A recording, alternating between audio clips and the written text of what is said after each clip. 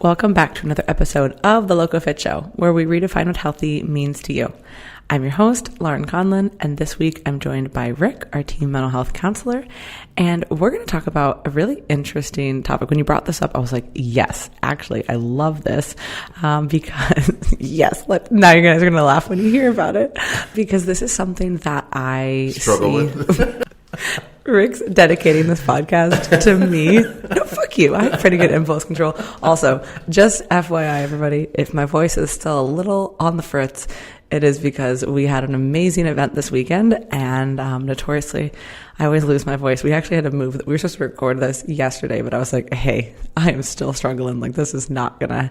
So you get a little nice raspy morning voice from me, everybody, which honestly isn't that much worse than my normal awful voice. But in any case, this is something that I see with clients a lot, and actually something that I saw when I was doing my research, and this has been pretty well documented even in the eating behavior literature, which is an interesting kind of overplay between obviously what you do and what I do. So without further ado, we are talking about impulse control. I realized I didn't even say what we were talking about, and I was just hyping it up so much.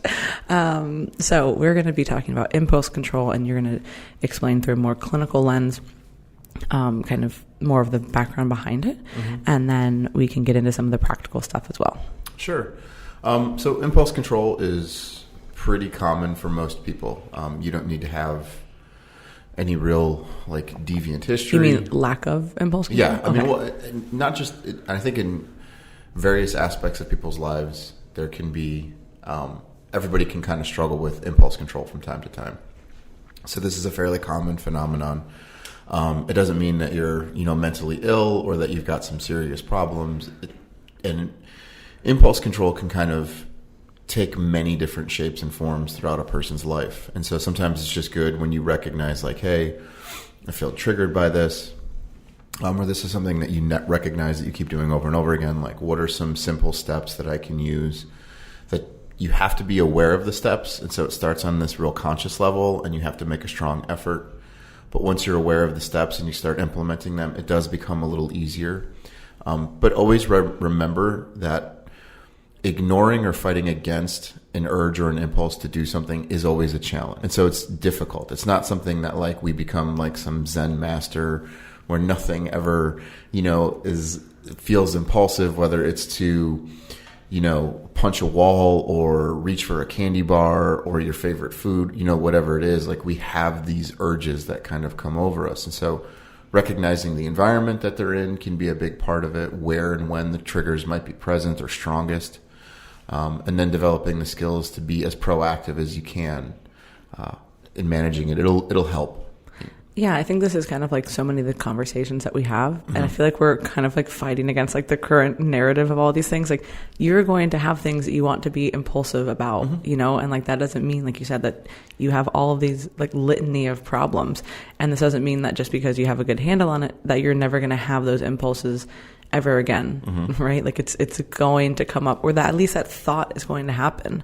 So it's more about figuring out, like you said, the environment and how can you set that up. And that's usually where I try to start with clients too. It's okay, we can be reactive to whatever situation, but what can we do before you get to this breaking point? Because there was 5 steps before and you maybe hadn't recognized them quite yet, but we can start to figure those out. And then we can, not get into this really bad situation. Right. So there's early defenses and then there's late defenses. Yeah, then I was oh, fuck, well, what do we do now? Okay, right. So the idea is that we're not scrambling to make changes based on those kinds of things. But it does take a lot of reflection and detachment to figure out, okay, before step 5, there was obviously 4 other steps. So what can I do? Environment is huge, which I'm pretty sure we're going to get to, and I'm going to stop ruining the intro of the podcast. I think talking about the environment is pretty critical. First thing I always ask people to do is to define what the impulse is that they're having a difficult time controlling, whether that's eating, whether that's gambling, whether it's arguing or drug use or drinking, whatever the impulse is. What is it? What are we struggling with? And what are the benefits of you not engaging in this impulse? Right? Let's kind of define the goals clearly. Is this causing significant pain in your life? Is it creating other issues that might be happening at work, within your relationships, within you personally, your physical health, your mental health, whatever it is? like, let's just get a good understanding of what the urge and the impulse is and why we want to change it. Like, what's the motivation underneath changing this impulse and this urge? But hold on, before we go further, I really like the idea of defining it, which sounds so obvious. But I think a lot of times people are like, I have a problem with this, or I don't have a problem with that, but they're not really able to articulate what it is or how it's affecting their life. So then they don't really, the magnitude of it maybe seems smaller, right? They're like, oh, that's not a big deal, right? And what is a big deal is different to everybody, right? Of course, like how you respond, how your environment responds. But I think that just by defining what the potential problem is a very under-recognized important step, because then you're able to really say, okay, I have a problem with this, and this is what that means to me, because we could have the same issue in front of us. Like, I have a problem with coffee, which you don't, but let's just pretend that for a moment you do, right? Whatever it is, like, I have a problem with this, but like, we're defining it differently. So like, until we actually do that, I don't think we can really recognize the magnitude of it. Would you agree with that? Yeah, and some of the interventions can be tailored or shifted depending on what it is. And so I like it because it gives a clear definition, and every time we use vague language, it's just easily to it's early in the morning, guys. It's easier to manipulate and to fall off track, as opposed to when I specifically know something. And again, when we start talking about environment, like, if I know the environment that it's in and where it is and what it is, I can start to avoid and be more proactive, especially early on, right? One of the things that I discourage a lot is putting yourself in a position where you have to challenge yourself, like, right away. Like, if you have a problem with drinking, right? Maybe not the best idea to just walk into a bar and order a drink and let it sit in front of you and test your impulse control, right? You're putting yourself in a really high risk situation. And so, like, let's take baby steps with this. Like, if we can identify where the triggers or the urges might be the strongest, it's like, okay, how can we work to avoid these potential dangerous situations at first and then work into it later? Does that make sense? Absolutely. Okay. The second thing would be obviously starting to identify, once we've defined what the impulse is and why we want to change it, let's start looking at some of the parameters around where and how the impulse is created. For some people, impulses can be like time of the day, like they wake up in the morning and they feel a certain way, or perhaps like the sun is setting, so that part of the evening seems like kind of like, oh, I want this, or I'm feeling an urge to do this. And what I want people to understand is cravings and urges are, I'm sure there's a literal definition between the differences between them, but most people use them interchangeably. Like, I'm feeling an urge to do this is also very similar to a lot of people saying, I have a craving to do this, right? But what I want you to understand is those urges and cravings are temporary.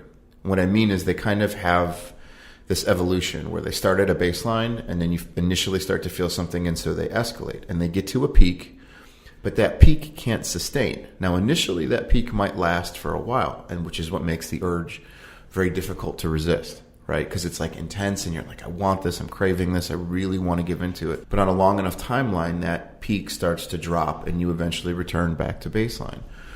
And so one of the methods to start to get people to understand is that, like, this urge that feels really strong, if you can deny it long enough, you can start to get control over it, and it loses its intensity as things progress. It doesn't stay that intense, especially if you get into the habit and the routine of denying it. And so that becomes kind of an important caveat. It's like, okay, I can test myself. One of the ways that we start doing that is like, okay, how long can you sit present with the urge before you act on it, right? And for some people, that's like 10 seconds. Other people, it's like a minute. For some people, they're like, I can deal with this a little bit longer. And so the longer you delay, the easier it becomes to manage it. And when you know that it's temporary and it's only like, it's got a short shelf life, it becomes much easier and more manageable.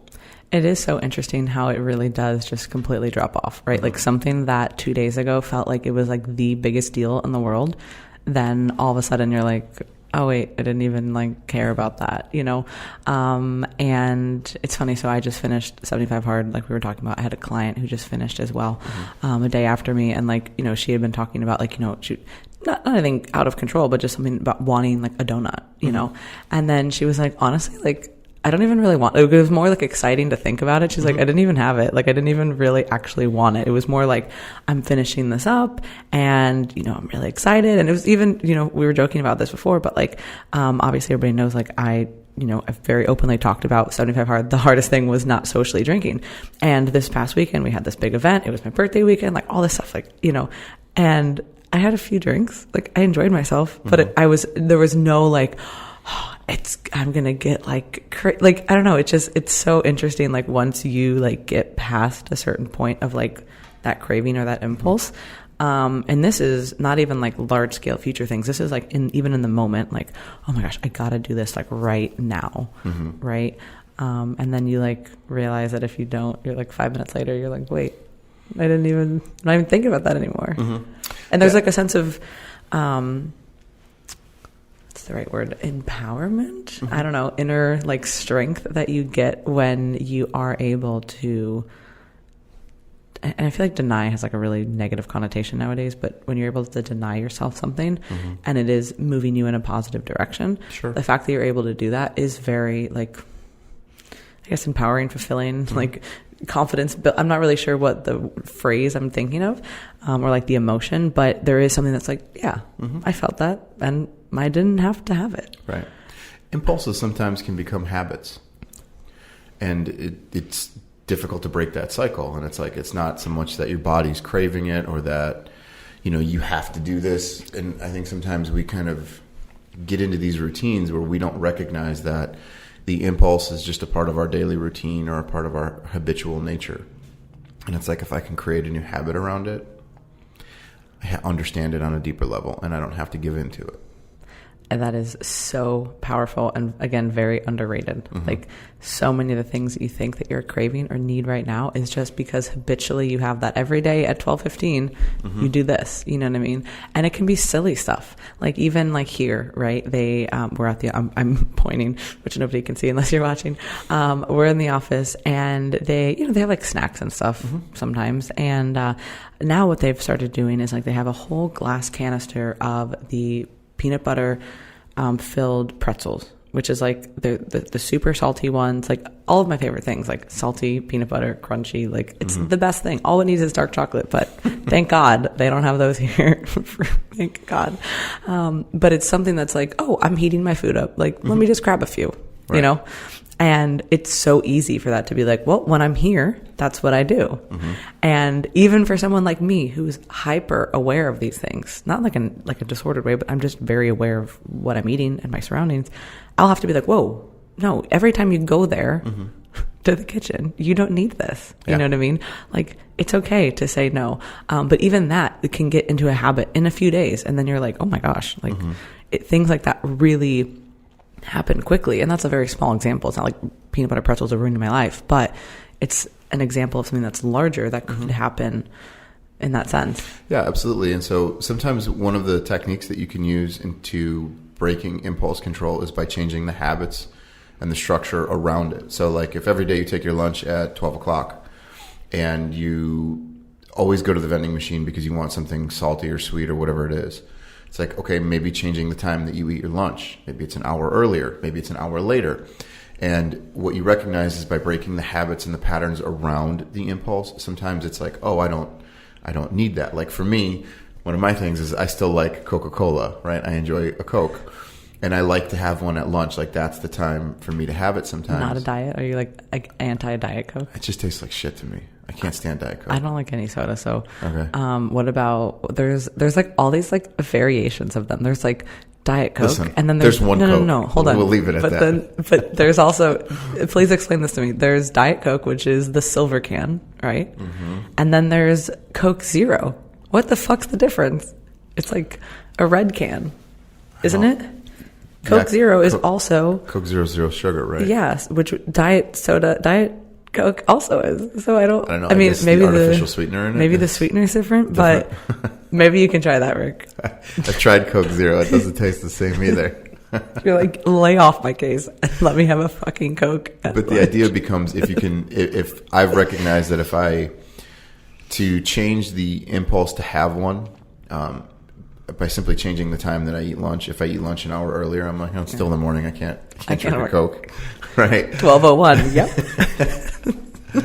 You know, and sometimes if I get later in the day and I've been good with what I've been eating and drinking, I'm kind of like, I don't want to ruin this. Like the day's almost over. And so you start to create different environments, and that helps by controlling the urge or the impulse.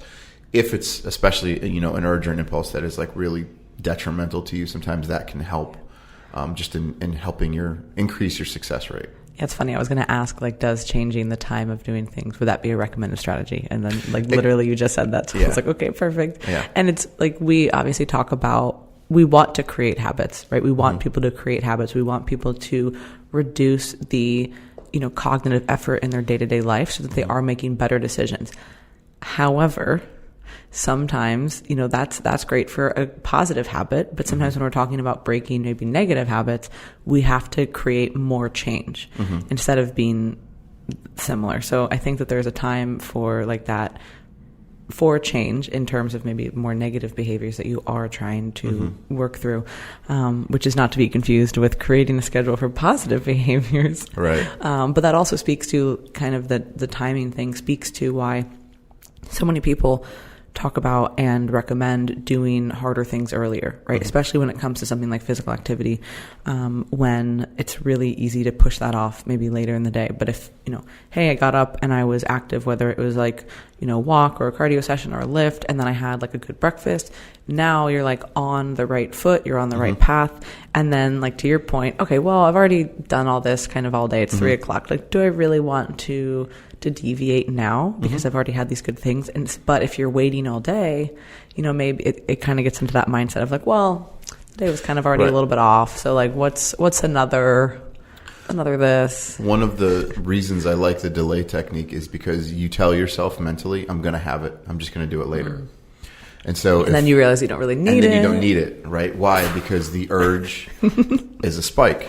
It has its peak and then it starts to come down. And so if like at noon comes around and you're craving something, you're itching for that Coke, and you tell yourself like, okay, cool, I'm going to have it later. I'm just not going to have it now. And so you tell yourself like, okay, you're not denying yourself, like you're not resisting the urge, so to speak. You know, you're not denying yourself this thing that you say that you want or that you tell yourself that you need, which you absolutely don't. There's very few things in life that we need. You know, it's kind of coming from that irrational mindset again. But you just tell yourself like, okay, cool, I'll have it later. And you're delaying the urge. And so what it does is it's kind of like, okay, at its peak, I'm telling myself I'm going to have it. So I'm kind of satisfying that. But I give it a little bit more time, and giving it a little bit more time, the urge drops. That peak comes back down to baseline. And it's like, oh, it's now 3:00. Do I want this? It's like, no, I don't need to. Like, I'm really good on my water for the day, or I've eaten, you know, a good meal. It's like, I don't really need that. And I don't need the energy that it's going to bring or the sugar spike or whatever it is. And so sometimes by delaying it, you're just simply saying, you're not telling yourself I'm not going to have it. You just say, look, I'll give into it later. But giving into it later you don't need to, because the urge, that spike has gone down. And so now it's more of a rational thought rather than like something you felt powerless over. Would you agree that like there's like a big social kind of change in the idea of denying things for yourself? I see this in our space quite a bit, meaning that when people talk about having, you know, you could say denying, or I would say maybe regulating yourself, right? To say, you know, I don't really need this right now. Some people would say, like in terms of like, you know, food and beverages and things of that nature, that listening to that voice and saying, no, I need this right now because my body is telling me that. Right. So there's this idea of any kind of what I would call regulation. Some people would call restriction in like a negative sense. So do you see this kind of in anything with your space, or not so much? Like just in general, I feel like there's a kind of a shift of like, no, if you want it and it feels good, you should do it. Is kind of the notion that I'm talking about. I mean, if I want it and it feels good, like, isn't that what every addict wants to hear? Right? I mean, at what point do you recognize that if what I'm talking about isn't harmful, fine, then I guess there's nothing wrong. And why are we trying to control the impulse, right? like some people would say that it's not harmful, but it's like, again, we know, like, I'm not asking about what other people would say. And I think this is the part. And I think this is where some of this stuff gets a little too preachy for me. Mm-hmm. Is if you're working with somebody one-on-one, I'm going to ask you, Lauren, I'm going to say, Lauren, is this a problem for you? Not what your magazine says, not what social media says, not what 1,000 other influencers will say. Is it a problem for you? If so, let's talk about that. Like, what is the problem? Is it affecting your work? Is it affecting your body? Is it affecting your relationships? Is it affecting your sleep? Where or how is this impacting you? Because sometimes we can kind of force ourselves into this, this like construct. Like, I've seen what everybody else is saying, and so I'm trying to force myself into what their perception is. You listen to 100 other podcasts or these other people who are supposed to be influencers or experts in their field, and it's kind of like I'm trying to force this rather than recognizing what is existing in my life. And so work on understanding and finding your own voice. Like, how does this fit within your life? Not what other people say. It's not their life. They're putting out content, and that's fine, and that's wonderful, and it's probably going to help a great majority of people. But, if it's harmful to you and you want to change it, then there's nothing wrong with that. I think there's certain things, sure, that we can take this to an extreme. It's like if you're telling yourself you never want to have another candy bar, right? Well, are you telling that because you're a diabetic and it can be potentially life-threatening, or are you telling yourself that because you just want to lose weight for a while and you want to have a stricter approach and have more control over your sweets and not feel as compelled to eat crappy food all the time? So I think there's a scale there, and I think you really want to evaluate it on an individual level. Absolutely. And that's why I asked, because I knew you would say something along those lines. And I think that that is what is most important here, right? We're talking about how does this affect you? Mm-hmm. And this also goes for anything that we talk about, right? Like, I feel like a lot of what we do, at least in my mind, is that we try to provide this like framework, right? So that people can start to think in these different ways on their own. And we never want to be like preachy, because there's one thing that both of us know: there's a lot of different ways to do things, right? And I think that that is so, so important. And that does get lost a lot, especially in these types of conversations. And especially on things like social media and platforms like that, where there's these quick sound bites. And it's more complicated to explain something in 90 seconds than it is 10 seconds to be like, no, you should never do this. Right. Okay, well, where is the nuance here? You know what I mean? Like, how is this allowing someone to think for themselves? How is this affecting their life? So I think that applying any of this stuff through your own lens and that goes back to that definition. Like, how is this a problem for you? How does this present in your life negatively? What are some of the upsides? What are the upsides of taking it away? Like, all of that. And I think that that is so crucial. And this messaging, I feel like it's kind of blurry now. At least that's what I see, maybe in just our space. And I'll just leave it at that. But all right. So let me get into some kind of concrete steps that people can take to control urges and impulses. Obviously, the first one we talked about was delay. And again, going back to understanding your environment too, a second step would be, what are the environmental factors that are triggering this? Like, are there people, places, situations? Like, understand all of those things. Like, are there certain people that trigger these reactions or these impulses? Are there places that trigger these urges or impulses? Are there situations that you might find yourself in that would trigger these urges or impulses? And so understanding people, places, and situations is a really big component in being proactive, in having a strategy. If I can't avoid it, having a strategy going into it. Right. So delay, remind yourself that the urge is temporary and it will eventually fade. And if you can delay the urge, that's great. Understanding people, places, and situations. One of the other steps that is very common that people will talk about all the time is what's called thought stopping. Thought stopping is a very traditional cognitive behavioral therapy approach. It's a technique that most people are very familiar with. And the idea of it is to interrupt the urge while it's happening by picturing a stop sign in your head. So if you're like, I really want to go do this, I really want to act on whatever this impulse is, you're like, all right, nope, I'm going to stop that thought, right, stop. And I'm literally going to close my eyes and picture a bright red stop sign in my head. And the reason I'm doing this is to interrupt the thought process, right? You've talked about how like there's 5 steps. Well, what good is knowing the 5 steps if I can't interrupt or stop myself at any point in those steps? And so this idea of thought stopping is really important, of being able to recognize, and this is where defining it comes in, right? Because if it's left as some ambiguous, vague thing that I don't really know, it's very difficult to know when I need to intervene. So one of the first interventions is to thought stop, is to close your eyes and to picture a stop sign. And you want to train yourself into doing this over and over again. If any of you have had therapists in the past, I'm sure you've heard some version of this. Like, this is these are very well-known and accepted techniques within our community to help people develop. And so by doing thought stopping, you're just kind of interrupting the urge. It's kind of like, even if it's at its peak, it's kind of like, we're just going to hit pause, and there's like this line that comes through the middle of it, and it's like, oh, what is that? And so we're going to stop and focus on that for a second. The next thought that usually comes into play, or the next technique that we start to use, is what we call thought switching, right? And so here's where thought switching, again, relates to how we're going to define it. So for example, like I've had clients in the past who struggle with like sexual urges, right? And so one of the things that we'll teach is we'll say, all right, we're going to interrupt that thought and we're going to stop that thought. And why it's important to have a good understanding is, so if we're talking about like a sexual urge, one of the things I'll have them do is I'll say, we're going to replace that thought with something that is not aggressive and not sexual. And so what is something that's not sexual? So they might be thinking, and some of them might be like, well, I'm going to picture football. I'm like, well, football's kind of aggressive, so let's not talk about football.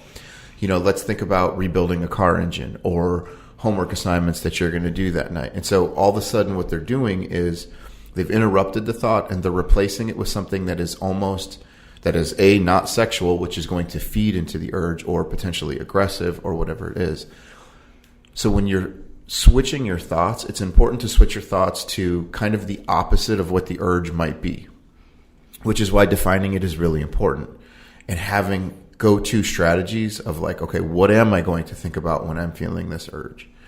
And what am I going to be doing in its place, right? And so these are two basic fundamental things that most people struggle with and are really good techniques to start to develop early on. Yeah, I think that's so great, because it's not like, oh, I had this thought and then I'm not going to think about it anymore, and then your mind just goes blank, right? Like there has to be something else, like you said, to kind of change that or insert something new that you're thinking about, because the chances of you having some type of urge and then all of a sudden just be like, nope, not thinking about it, and then it like going away, right, is probably pretty hard. And I would say that this obviously can be used in a behavioral sense, right? Like some behavioral things that we're trying to change, but also, as I'm hearing this, even some of our thought patterns, right? Like, so people who have like negative thought patterns and like loops, this is also going to be super, super impactful, because like, of course, especially when you are so in your head with these thoughts, okay, hey, I'm stopping this, but now we need to refill that with something else, because otherwise that's just going to be 3 seconds and then we're going to go right back to it. Yeah. So recognizing, okay, hey, no, I'm having this thought. We know where this goes. Okay, what else can I think about now in its place? So this can go for behavioral things as well as just thought patterns and processes. Yeah, and think of urges and impulses as energy, right? That energy is going to exist. Get woo-woo. Where's it going to go, right? Do I want to give the energy and urge into the impulse that I'm trying to avoid? Or do I give that energy in a different direction? Where does that energy going to go? And that oftentimes is identifying alternative behaviors for whatever it is that you're doing, right? And so sometimes it can be making your hands busy. Like, it's just like, okay, I'm going to put my effort and energy into solving this puzzle. I'm going to build something. I'm going to create an outlet for the urge, for the impulse, for the energy to go into that is healthy, that is constructive, that is not whatever is causing me harm or pain. If you've ever been a client of mine, you'd know that if you've struggled with any type of overeating tendencies, this is exactly, I use that phrase, like, I need you to go do something lightly active, right? Like, I need you to, wipe down the counters. I need you to go fold some laundry. I need you to go, for a 3-minute walk. It doesn't need to be something long and obsessive, but I find that, and I guess I didn't know the background, but that makes so much sense in terms of looking at it as energy, because anytime I've struggled with something like that personally, doing something that is lightly active really, really helps. And a lot of clients benefit from that. And it, again, doesn't need to be obsessive, but there's something to that. And then like we talked about, that impulse now just kind of drops off and it becomes much easier to manage. So I love that. And so, when you're adding a behavior to do with it, like it's not only delaying it, so it's allowing more time for the urge and impulse to drop, but you're actually doing something different. And positive. And positive. You probably have laundry to fold. You probably have a dirty mirror. I'm just saying. So listen, if your house is cleaner There's because no of dirty mirrors in Lauren's house. because I have a lot of impulses, as Rick alluded to earlier. So I trade one OCD for another. Just kidding. Nothing wrong with clean mirrors. Yes. Nothing wrong. Another kind of technique that will help people is what we call impulse or urge charting. And this is for those of you who enjoy writing. This is a really good thing. Sometimes I'll tell people carry a little journal with them. If you can't carry a journal, like a little index card. And what you want to do, so like within your small notebook or your index card, you want to make a note. And so what you're going to do is you're going to stop, like when you sense the urge, you're going to stop immediately and you're going to pull out your notepad and you're going to interrupt the urge and you're going to give yourself more time. So you're just basically going to write, right? So this is kind of like a different behavior.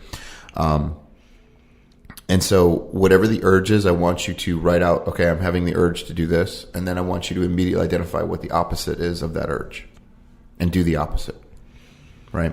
And so again, urge charting or impulse charting is like, okay, there's some people who just process better by writing. And so they're like, okay, I'm going to stop and I'm going to grab my pen and I'm going to grab my notebook out and I'm going to write down like what I'm doing. And so this is kind of like utilizing that interrupting space to stop myself before I act on the impulse. And the energy aspect too, because there is a small physical energy. Again, it's doing something light. It doesn't mean you have to go run a mile, but just physically pulling out, a pad of paper, writing it down. That's people are running daily marathons. Yeah. They're like, oh my God. There was like this meme and it was like, every time you think about having sex, go for a walk. And then, it's like the first video and then it's like subbed and it's like, I've been walking for 3 weeks and 7 hours and whatever. It's like this whole like, I haven't stopped walking for 2 months. But yeah, I love the physical writing aspect of that because I do think that we just take things more seriously too. I feel like when we do that versus, pulling your phone out and putting that in your notes is better than not doing anything, right? Like I would probably agree. You would probably agree that that's better, but best. There's not good, but there's better, there's best would be probably physically writing something. Yeah, I anything that you can use to interrupt the pattern is really beneficial. And so even using the charting, I've had people pull out their card and they just start writing stop. And that's the thought stopping part. And then they'll act opposite the urge, whatever the urge is. And obviously you'll know what the urge is. And if you're doing your homework, it's kind of like, well, if I'm changing this, what are some of the things that I can do that are actually acting opposite of the urge, right? Whatever that is. So if it's like, I want a Coca-Cola, I'm going to go grab an apple. Right, instead, or whatever it is. And so it's like, I want a Coke, fine, I'm going to go grab an apple. And so you kind of temporarily interrupt and you pacify it with something that's completely different and healthy, right? And so these next few steps I'm going to give you are more for what I would call like more of our dangerous impulses. Obviously, like eating and, the urge to say something or to blurt something out is a little different than somebody who's dealing with more serious or potentially dangerous or threatening impulses. And that can be, the urge to scream and yell at somebody. It can be the urge to punch a wall. It can be the urge to act, in violent or aggressive ways or self-destructive ways. And so one of the techniques that we kind of work to teach people is what we call covert sensitization. And again, this is for more like deeper pathology kind of things if this is more severe. So one of the things that we have people do is engage and write out what your fantasy is in that space. Okay, and let's play it out. So you're going to write down like what the urge is and I'm going to do this and this is what that would be. And so you write out kind of what the scene would be. We call it the deviant scene, right? And get detailed as you can. And then what we want to do is underneath that, there's 2 primary motivating factors for people to control or want to change a behavior. Either it causes them pain or it's causing somebody else pain. And so with covert sensitization, basically what we're doing is we're allowing the person to write out what the fantasy is that they really want to do. If it's like punch the wall or get up and beat the hell out of somebody or do something else.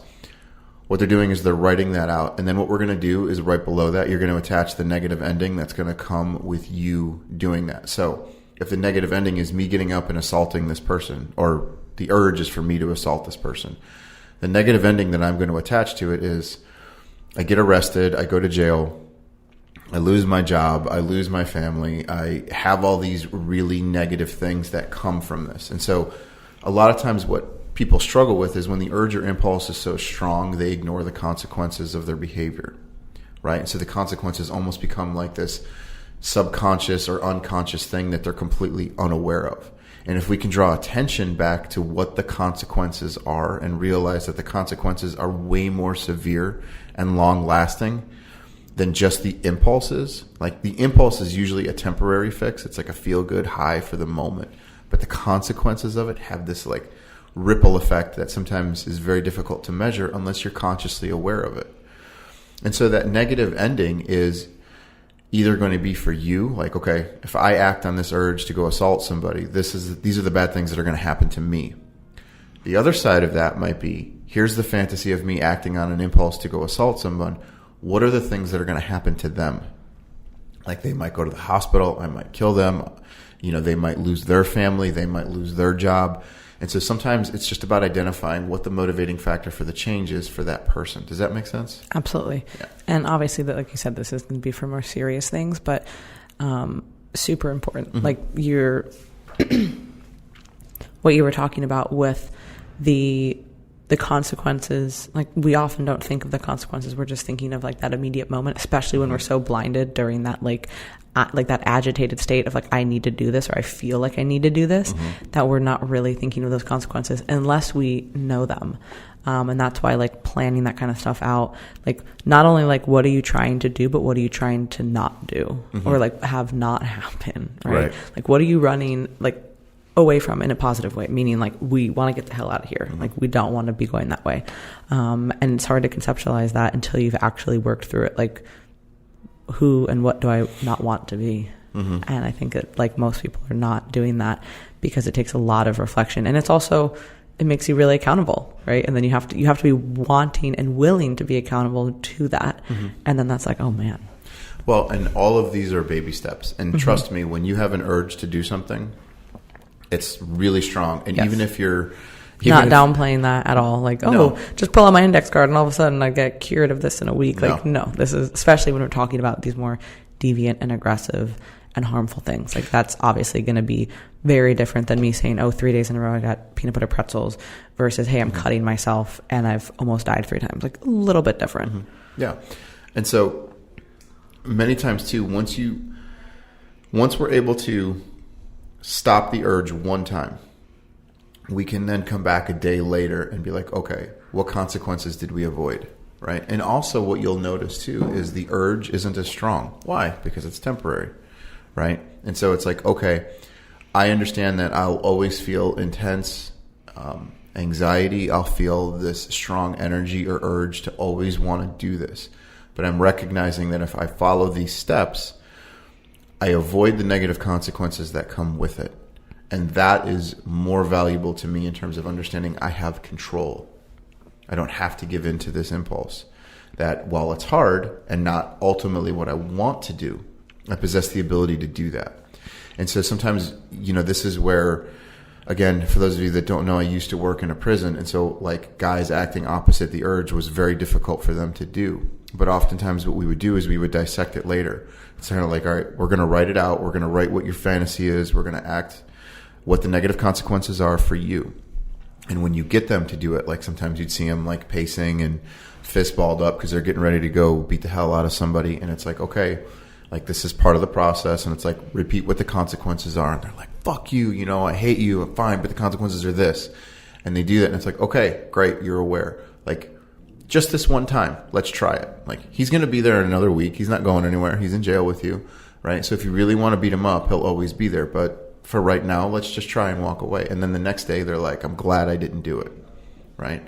Why? Because now they're not on lockdown. They didn't get their sentence extended or whatever it was. And so what you recognize is by being able to master the impulse control model, it doesn't make the impulse less intense initially, but what it does do is it starts to give you a greater sense of control where you don't feel as helpless. And if you feel helpless, you're more likely to engage in the impulse that you're experiencing. Whereas if you recognize like, okay, I do have some control over this and I can change this stuff, even if it still feels intense, you start to recognize that you're not helpless, that you have some mastery over it, and you start to utilize these skills. And so kind of the last thing I'll talk about is what we call the 5 steps of impulse control. And I wanted to go through each of the steps so that you can kind of see how we put all of this together. And so this is just a simple 5-step model to kind of follow. The first thing that you want to do is when you're feeling the urge or the impulse to do something, whether that's shoplift or steal something, whatever it is, first thing you want to do is sit and take a break. You're just going to sit and you're going to breathe for as long as you can, I guess. If it's 10 seconds, fine. You're just going to take a couple of deep breaths and you're going to breathe, because oftentimes what's also happening physiologically is that when we're feeling the urge or the impulse, it mimics anxiety very much, right?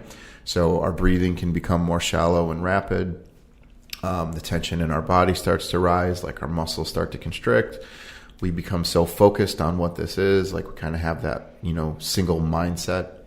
That sitting and taking a break and breathing allows oxygen to flow. It decreases all the physiological signs that we're feeling. The next thing you want to do is consider the consequences of what you're about to do, right? So I'm sitting down, I'm taking a break, I'm breathing.